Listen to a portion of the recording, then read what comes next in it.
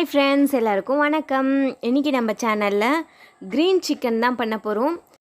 அடுப்பை பற்ற வச்சு கடாய் நல்லா காஞ்சதும் 2 ஸ்பூன் அளவுக்கு எண்ணெய் ஊற்றிக்கிறேன்.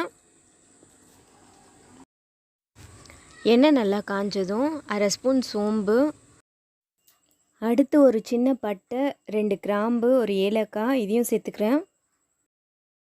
இதெல்லாம் நல்லா பொரிஞ்சதும் 2 பெரிய வெங்காயம் பொடியாக நறுக்கி வச்சுருக்கேன், அதையும் சேர்த்துக்கிறேன்.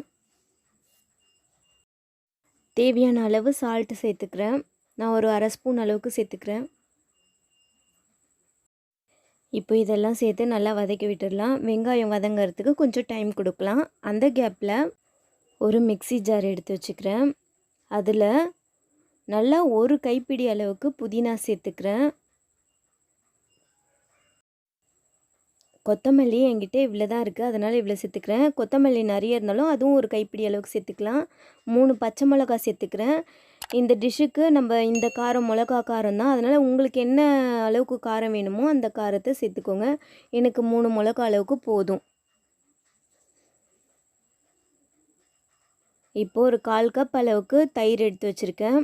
இது ஒரு 4லேருந்து 5 ஸ்பூன் அளவு அப்படி வரும். இந்த தயிரையும் இப்போ இது கூட மிக்ஸி ஜாரில் சேர்த்துக்கணும். இப்போ இதெல்லாம் ஃபைன் பேஸ்ட்டாக அரைச்சி எடுத்தாச்சு.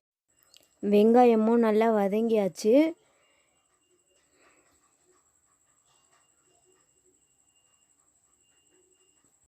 இப்போது 1 ஸ்பூன் அளவுக்கு இஞ்சி பூண்டு விழுது சேர்த்துக்கிறேன்.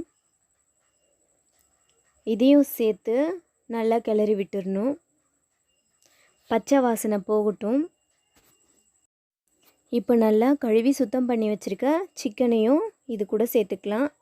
சிக்கனில் நான் ஒரு 1/2 ஸ்பூன் அளவுக்கு மஞ்சத்தூள் தடவி வச்சுருக்கேன், அதை அப்படியே இதில் சேர்த்துக்கலாம்.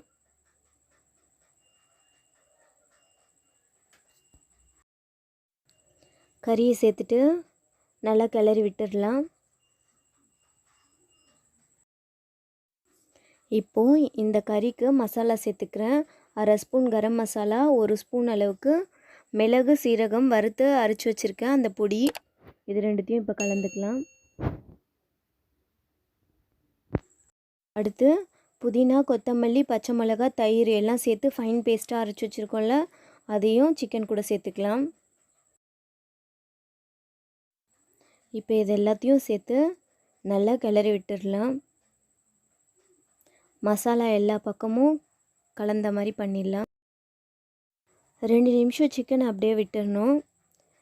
விட்டுட்டு ஒரு தட்டு போட்டு மூடி வச்சிடலாம்.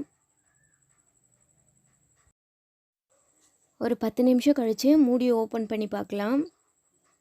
சிக்கன் நல்லா வெந்தாச்சு. இந்த ஸ்டேஜில் 1 ஸ்பூன் அளவுக்கு பட்டர் சேர்த்துக்கிறேன்.